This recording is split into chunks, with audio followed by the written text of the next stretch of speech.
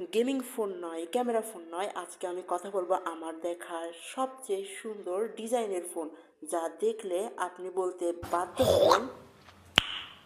Nice.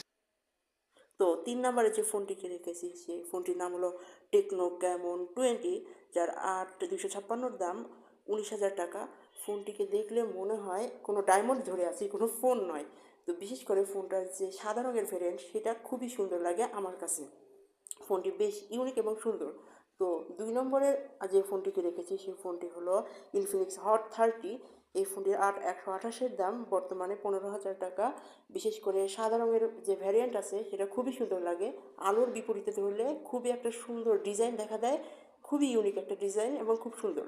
তো number 1-এ যে ফোনটিকে রেখেছি তা হলো আইটেল P55 প্লাস। বর্তমানে এর 256 ভ্যারিয়েন্টের দাম 13,500 টাকা।